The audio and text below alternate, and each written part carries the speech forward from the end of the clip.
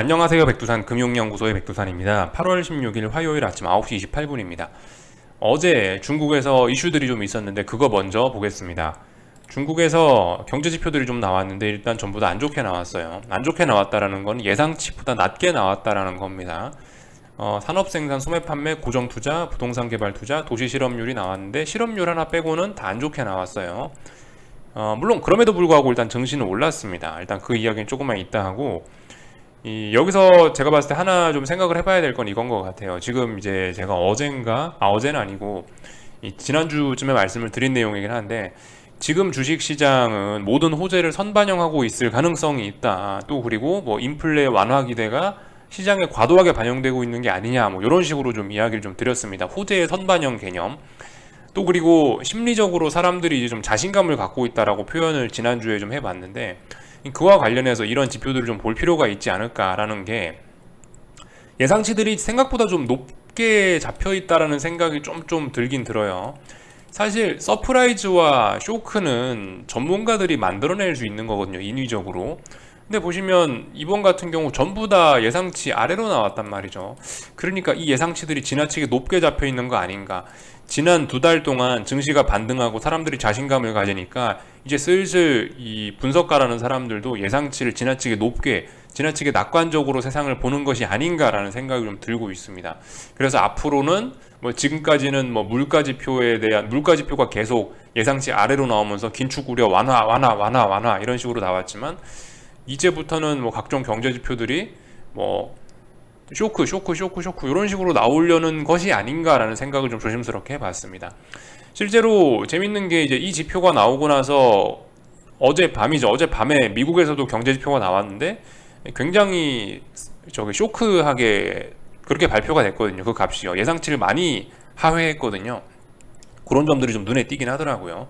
하여튼 이 중국에서 지표들이 안 좋게 나왔다.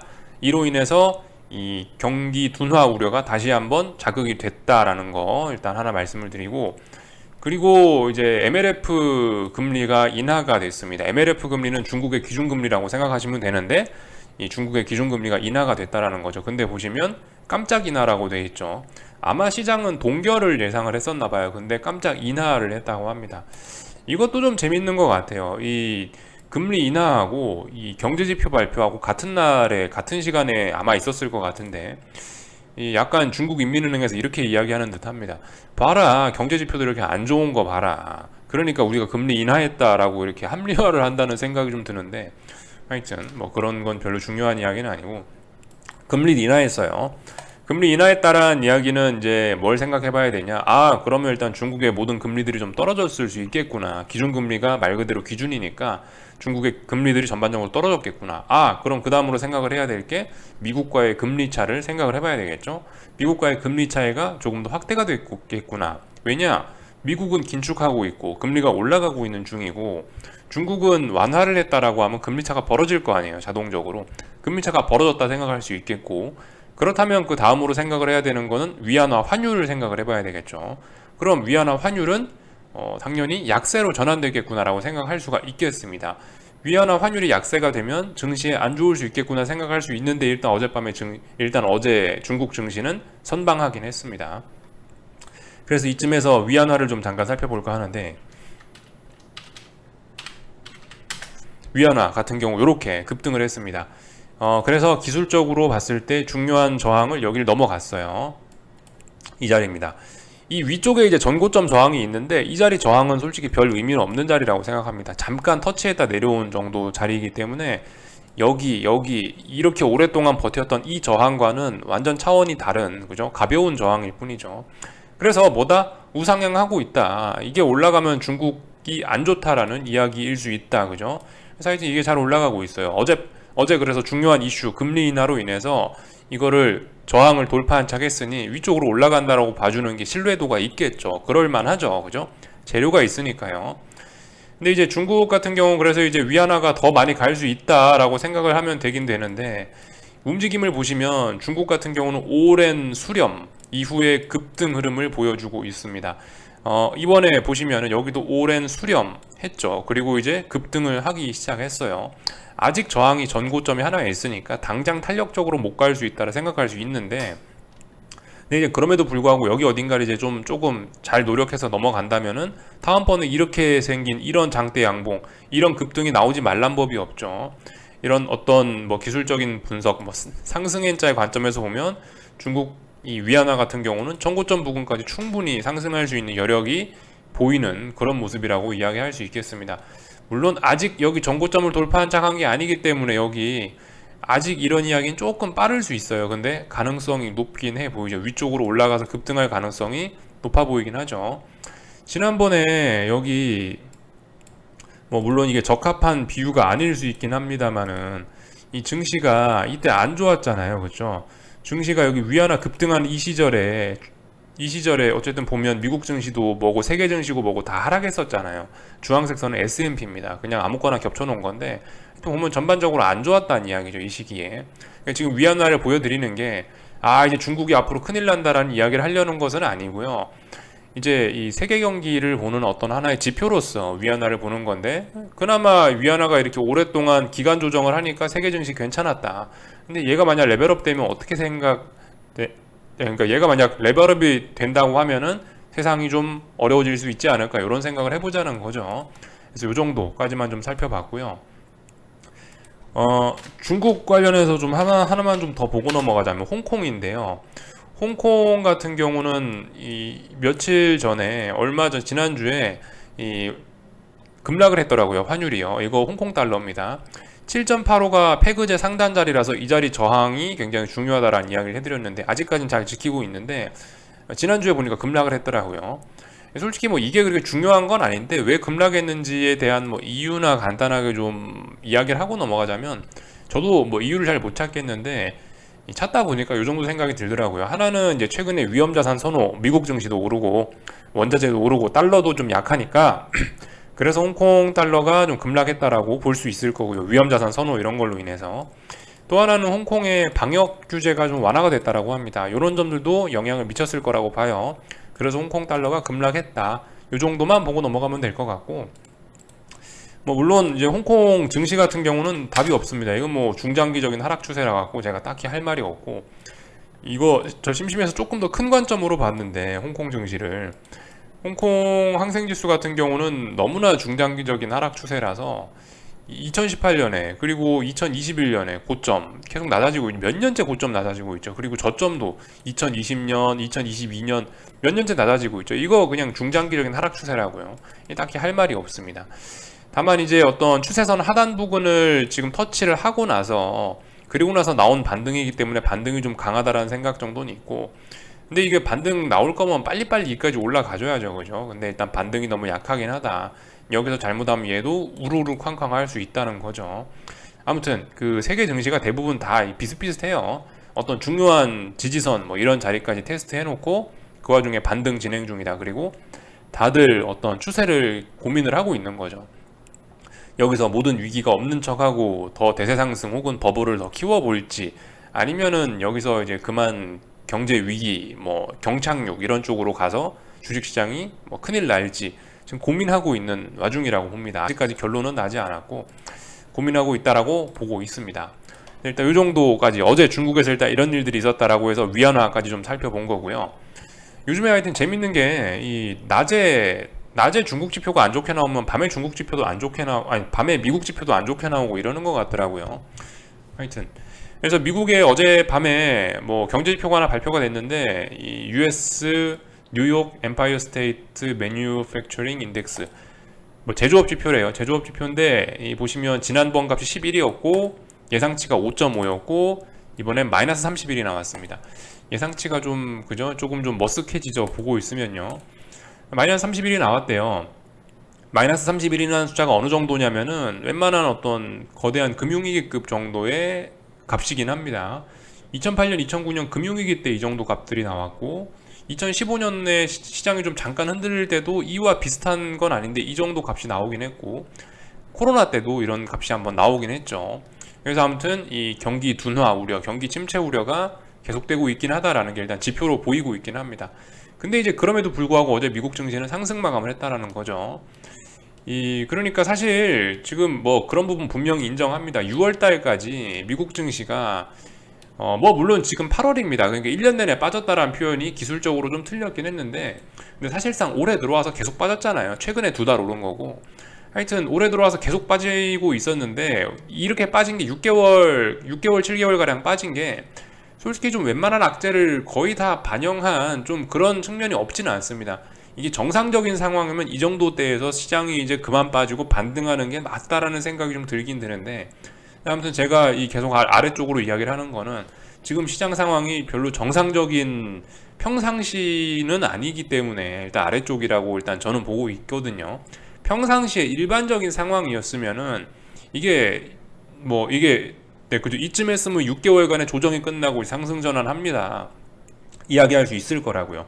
그만큼 좀 많이 빠지긴 한 거예요. 좀 하락의 기간이 이례적으로 좀 길고 낙폭도 좀 크긴 컸습니다. 물론 이거는 지난번에 상승했던 거는 고려한 게 아니고, 지난번에 2020년부터 해서 그 전염병으로 인해 과도하게 유동성을 공급하고 그 유동성 발로 올랐던 걸 생각해 보면 지금의 하락은 아무것도 아니라고 생각은 합니다만은, 근데 평상시에 일반적인 정상적인 상황에서 금융시장은 요 정도 빠졌으면 많이 빠지긴 한 거라고요. 6개월, 7개월 가량 빠졌으면요. 근데 아무튼 많이 빠져서 그런가 뭐 이런 지표도 선반영됐다라고 하면서 지금 은근히 넘어가는 게 아닌가 싶긴 한데요. 아무튼 지금 상황이 이러니까 이게 좀 계속 그러니까 좀 애매하다고요. 악재가 나와도 일단 뭐 올라가고 있긴 한데, 그러니까 지금 아무튼 증시가 좀 단기적으로 좀 많이 오른 경향이 좀 없지도 않아서, 말씀드렸다시피 어떤 뭐 호재의 선반영 뭐 이런 것들도 이야기할 만한 자리이긴 합니다. 그래서 지금까지는 뭐 인플레 우려 이런 것 때문에 뭐 6월달, 7월달까지 급락을 했지만, 이제는 뭐 인플레 우려가 인플레 완화에 대한 기대감이 좀 너무 좀 많이 퍼진 게 아니냐라는 이야기도 충분히 할 수 있다고요. 지금 같은 경우는 그래서 어쨌든 증시가 아직까지 뭐 중장기적인 이 하락 추세를 완전히 극복한 것도 아니고 아직까지는 하락 추세 중 반등이긴 한데, 이 와중에 이제 고민을 하고 있는 거죠. 완전히 이거를 상승 추세로 갈 거냐 아니면은 하락을 계속 이어갈 거냐에 대한 고민을 하고 있는 와중이라고 봅니다. 그 와중에 말씀드렸다시피 뭐 달러가 최근에 좀 약했고 뭐 금리가 오르던 게 좀 둔화가 되니까 시장이 그 사이에 긴축 우려 완화라고 하면서 좀 올라오는 경향이 있는데, 하여튼 그렇다라고 해서 아직까지 경착륙이냐 연착륙이냐 앞으로 어떻게 될 거냐에 대한 큰 방향성에 대한 고민은 아직까지 끝난 게 아니라는 생각이 들어요. 그래서 언제쯤 그게 끝날 거냐, 뭐 솔직히 뭐 저도 알 수는 없는데, 말씀드렸다시피 그거는 변하지가 않습니다. 지금까지 쉽게 말해서 지난 6개월, 7개월 동안 미국 증시가 빠졌고 한 2개월째 올라오고 있죠. 2개월째 올라오고 있는데, 여기서 이제 지도 이제 언젠가 빠지긴 빠질 거란 말입니다. 언젠가 한번 빠질 때 얘가 어디까지 빠지는지를 보고 우리가 판단을 하자고요. 조금만 빠지고 다시 올라갈 수도 있겠죠. 이렇게 되면 뭐 추세 전환 이런 이야기 할 수 있을 거고, 좀 많이 빠진다, 조금 많이 빠진다, 혹은 다시 저점을 낮춘다 이럴 수도 있는 거잖아요. 이렇게 되면 추세 전환 이런 이야기 못 하겠죠. 하여튼 뭐 지금 올라가는 건 일단 올라간다고 내버려 두고, 다음번에 언젠가 꺾일 때 이제 이야기 하자고요. 꺾일 때 보고 어디까지 꺾이는지 보고 그 다음에 뭐 세상이 어떻게 될 거다 일단 그런 이야기를 좀 해보자고요. 하여튼 그래요. 뭐 지금 같은 상황에서 뭐 하락을 위해서는 더 큰 악재가 필요하다, 뭐 이런 의견을 말씀하시는 분도 계시는데, 합리적이긴 합리적이에요. 근데 그렇다라고 해서 지난 6개월, 7개월, 뭐 거의 1년 가까이, 뭐 거의 1년째 빠지고 있다라고 보는데, 어쨌든 뭐 올해 아직 안 끝났으니까 하여튼 올해 1년간은 빠진 거죠. 올해 1년간에 빠진 이유가 긴축 우려 혹은 경기 침체 우려인데, 그런 악재들은 그럼 완전히 다 해결이 됐냐라는 거. 지금 방향이 추세 전환이 완전 위쪽으로 상승으로 완전 추세 전환을 시도하기 위해서는 최소한 그런 악재는 졸업이 돼야 되는 게 아닌가 싶긴 한데, 일단 그런 악재 졸업됐다라고 아무도 이야기할 수 있는 사람은 없죠. 그러니까 아직까지는 좀 더 지켜봐야 된다고요. 지금 아직 뭐가 아직 정답인지 모르는 상황입니다.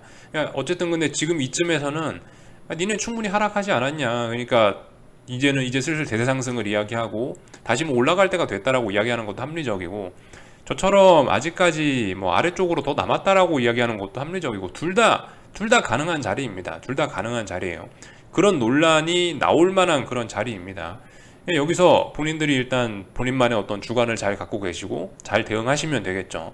하여튼 아직까지 답은 나오지 않았어요. 아직까지는요. 일단 뭐 계속 일단 위로 밀려 올라가고 있긴 한데 이게 그렇다고 완전 답이 시원하게 나왔냐? 저 일단 뭐 그렇다고 보지는 않는다라는 거죠.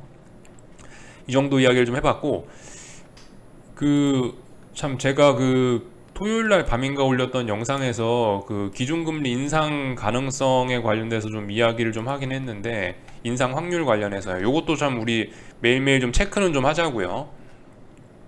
어제 같은 경우는 또 다시 이제 경기 침체 우려 뭐 이런 것들이 좀 강하게 나왔기 때문에 다시 25%로 주저앉았습니다. 75bp 기준금리 인상 가능성 25%로 주저앉았어요. 하여튼 재밌는 세상입니다. 이게 요즘에 어떤 각종 지표 하나에 따라서 이게 제법 많이 왔다 갔다 하고 있거든요.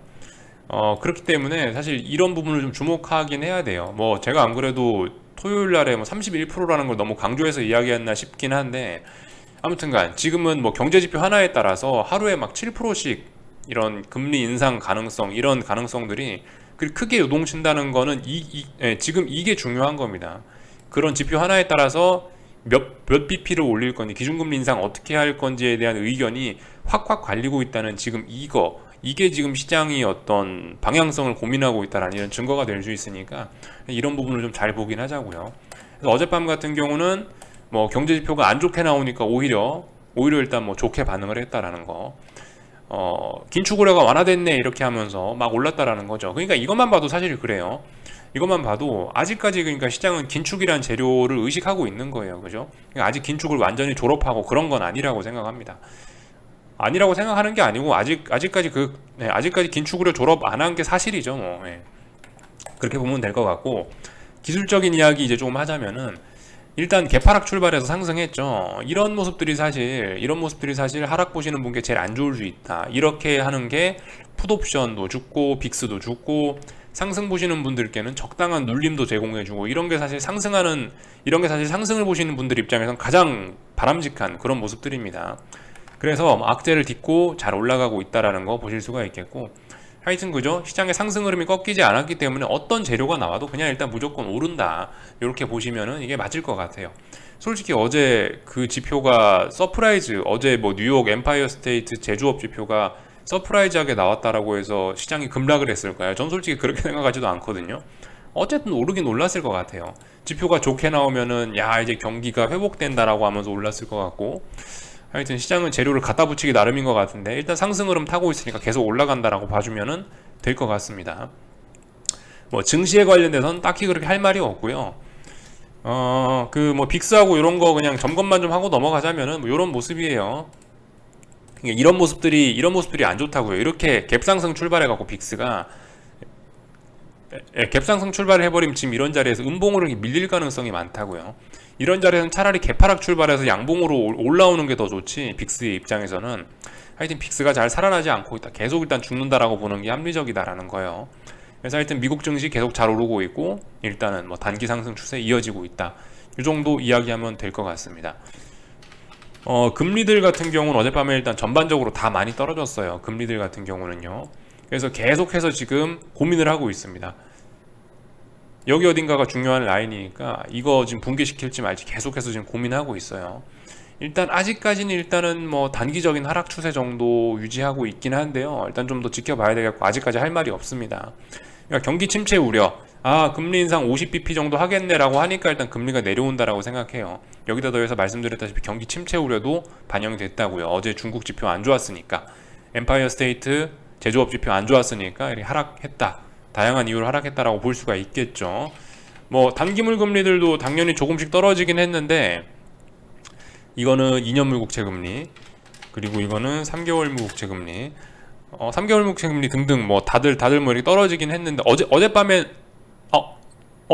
오히려 3개월물 금리는 오히려 상승 마감했네요. 사실 이게 자연스러운 거긴 하죠. 어차피 50bp 올려야 되니까 9월달에 3%까지 오르긴 올라야 된다고요. 어젯밤에 제가 봤을 땐 좀 하락 중이었는데 다시 상승하긴 했네요. 하여튼 장단기 금리차, 이제 역전을 기다리고 있는 거는 이 10년물과 3개월물 금리 차인데, 이제 뭐 거의 다 와갑니다. 그죠? 0.01 정도, 0.118%라고 이렇게 되어 있으니까 거의 역전이 멀지 않았죠. 이런 모습들, 장단기 금리차는 자꾸 목을 조여오고 있다, 이 정도만 뭐 살펴보면 될 것 같아요. 뭐 물론 뭐 지금 시장이 뭐 위로 갈지 아래로 갈지 뭐 그 경착륙이니 연착륙이니 고민하고 있다라고 표현하고 있긴 하지만은, 근데 아무튼 장단기 금리차 이런 걸 보면 지금 분명히 금리 인상 후반전입니다. 그죠? 금리 인상 후반전. 이런 것들 좀 생각해 봐야 되겠어요. 어젯밤 달러 인덱스 같은 경우는 올랐습니다. 이거는 경기 침체 우려 뭐 이런 걸로 인한 안전자산 선호의 성격이지 않나라는 생각이 좀 들어요. 예. 어제 미국 경제 지표도 안 좋게 나온 거잖아요. 근데 달러가 올랐잖아요. 그렇다면은 이거는 긴축 우려는 아니고, 그렇다면 경기 침체 우려에 대한 어떤 안전자산 선호의 성격이 있었겠죠. 그래서 또다시 중요한 저항 자리에 딱 지금 터치를 하고 있습니다. 지금 현재 가격이 딱 그 자리예요. 조금 더 올라와야 되겠네요. 106.7 정도 자리가 중요하다. 근데 일단 아래쪽에 하방 경직선을 일단 확인을 하고 있고, 이 자리 중요한 저항입니다. 넘어서면 다시 상승 랠리 시작할 수 있는데 중요한 저항에 와 있으니까 어떻게 될지 확인을 해봐야 되겠죠. 오늘 한국 증시 같은 경우는 그러니까 복합적인 거예요. 달러가 올랐네, 달러가 하방 경직성을 보이고 있네, 달러가 강달러였네, 이런 거는 일단 한국 증시에 악영향을 미칠 거고, 반면에 이제 그 반도체 지수라든가 나스닥 같은 경우는 긍정적인 모습을 보였으니까 이런 점이 투자 심리에는 긍정적인 영향을 미칠 수 있겠죠. 어떻게 될지 일단 좀 지켜봐야 될 것 같고요. 반도체 지수 같은 경우는 지금 중요한 저항 자리에 와 있습니다. 물론 여전히 상승세가 더 강하긴 한데요. 일단 중요한 저항이 어디냐? 여기 일단 당장 전고점에 일단 걸려 있는 거고요. 그래서 여기 일단 저항이라 넘어갈지 안 넘어갈지 봐야 되는 거고, 조금 더 올라간다 해도 여기 저항이 있고 뭐 여기 저항이 있고 등등 여기 주변에 저항들이 좀 많이 있어서 어떻게 될지 일단 그죠? 예, 일단 좀 잘 보긴 해야 돼요. 이 중요한 메이저한 아주 중요한 저항 부근에 바싹 다가서긴 했습니다. 그러니까 반도체 지수의 반등도 다소 둔화될 수 있지 않을까 생각 정도는 좀 해봐야 될 것 같습니다. 일단 이 정도 미국 증시 내용을 살펴봤고, 어제 경기 침체 우려, 경기 둔화 우려 이런 것들, 중국에서 지표들 안 좋게 나오니까 원자재들이 일제히 하락을 했을 거예요. 그죠? 구리 가격 이런 거 하락 마감했고, 잘 보셔야 됩니다. 이제 그 지난 2달간 사실상 이제 미국 증시 반등과 함께 원자재들도 이렇게 같이 다 올랐는데, 원자재들이 꺾이는 것도 잘 보셔야 돼요. 원자재들이 꺾인다라는 이야기는 다시 달러 강세가 시작된다 뭐 이런 걸 의미할 수 있기 때문에, 하여튼 지금 상황에서 원자재들이 꺾인다라는 건 증시가 꺾일 수 있다라는 이야기와 똑같은 거니까 원자재들도 좀 잘 봐야 되겠죠. 물론 이게 당장 꺾입니다라는 이야기를 하기는 좀 뭐해요. 아직까지는 그래도 뭐 단기적으로 어떤 상승 추세가 잘 이어지고 있습니다. 구리 가격입니다. 이건요. 국제유가 같은 경우도 어젯밤에 이렇게 급락을 했다 아래 꼬리 달긴 했는데 분위기가 좀 심상치 않죠. 저점도 조금 낮아졌네요. 86.82까지 어제 해서 저점이 살짝 더 낮아졌으니까 계속해서 이 하락 세력이 하락세가 좀 강하긴 하네요. 95달러 터치를 했던 거는 역시 반등에 불과했던 것 같긴 하네요. 그렇다면 유가는 일단 계속 아래쪽으로 일단 뭐 보긴 할게요. 얘는 좀 혼조에 따라 생각하는데 일단 뭐 혼조하지가 않고 아래쪽으로 좀 방향성을 좀 명확히 보이는 것 같습니다. 어제 달러가 좀 강했으니까 금값 같은 경우도 일단 조금 다시 이제 하락을 하긴 했는데 뭐 일단 지켜보자고요. 이 정도만 일단 체크를 하고, 한국 증시 역시 오늘 뭐 분위기 좋네요. 한국 증시 같은 경우는 말씀드렸다시피 어젯밤까지 일단 분위기 좋았으니까 충분히 급등도 할 수 있다라고 일단 이야기를 드리긴 했었죠. 이 상승 에너지 누적이 잘 많이 되어 있었다고요. 그죠? 그래서 어젯밤 일단 갭상승 출발하긴 했는데 갭상승 폭이 조금 좀 크다는 생각이 좀 들긴 드네요. 모르겠습니다. 일단 근데 충분히 급등 가능한 자리이긴 합니다. 기술적으로 봤을 때요. 콜옵션들 같은 경우도 보시면 지난 오랫동안 힘 모았던 거 이제 볼린저 밴드 찢으면서 변동성 확대되고 있잖아요. 이런 부분도 좀 잘 보셔야 될 것 같아요. 여기서 막 폭등해도 이상하지 않다고요. 콜옵션이고 선물이고 지금 폭등해도 이상하지 않은 상황입니다. 어떤 가격대를 보셔도 대부분 다 지금 어떤 정고점들 돌파해 있는 상황이라, 정고점 돌파 안착하면 뭐예요? 그러면 이제 저항이 없는 구간이고 그러면 급등할 수 있는 거죠. 다 그런 구간 안으로 들어왔어요. 그래서 급등할 수 있다. 그래서 급등했다라고 막 당장 여기서 막 변동성이 커지니까 나는 숏 포지션을, 이건 아니라고요. 아직까지는요. 일단 좀 더 기다려 보셔야 될 것 같고, 분위기 좋으니까 코스닥도 1200 다시 돌파 안착하려는 것 같네요. 그죠? 그러니까 이렇게 분위기 좋을 때는 일단은 하방 포지션은 일단은 뭐 지금 당장 타이밍이 아니니까 일단 계속 뭐 구경하시는 게 좋을 것 같고요. 그 와중에 원달러 환율은 1307원 돌파한 짝에서 1310원짜리니까 일단 아래쪽으로는 더 안 가겠다는 의미인 것 같습니다. 일단요. 하여튼 다시 1300원 내려오면 이건 아래로 가겠다는 거예요. 이번에 다시 1300원 내려오면 안 돼요. 올라갈 거면 이제 여기서 슬슬 올라가는 게 맞긴 맞습니다. 1307원 오늘 또다시 돌파 한 장 할 수 있는지 여부 좀 잘 봐야 될 것 같고, 사실 지금은 이제 엄밀히 따지면 1307원짜리에 1307원이 워낙 자주 테스트를 했던 자리라서 1307원의 의미는 어쩌면 조금 퇴색됐을 수도 있어요. 그래서 이런 식으로 좀 추세선들 그어놓고 보시는 게 더 적합할 수도 있겠습니다. 그리고 이 1307원도 물론 중요한데, 이 위쪽으로 봤을 때 여기 이런 전고점 자리들 1315원짜리 이런 자리를 넘어가는 것들까지 좀 잘 보셨으면 좋겠네요. 1307원, 1315원 이렇게 저항자리, 지지와 저항자리가 이렇게 있다는 거 알아놓으셨으면 좋겠습니다. 그러니까 환율 올라가고 있는데 주식시장이 저렇게 급등을 한다라 불가능한 건 아니죠, 그죠? 불가능한 건 아닌데 저는 환율이 진실이라고 믿고 있습니다. 뭐 보시면은 이게 지금 오랜 하락 추세 중에 반등에 불과한 거잖아요. 그죠? 삼성전자만 봐도 뭐 이런 것만 봐도 사실 이야기 다 끝났다라고 생각합니다. 여기까지 할게요. 궁금한 거 리플 남겨주시고 오늘 저녁에 뵙도록 하겠습니다.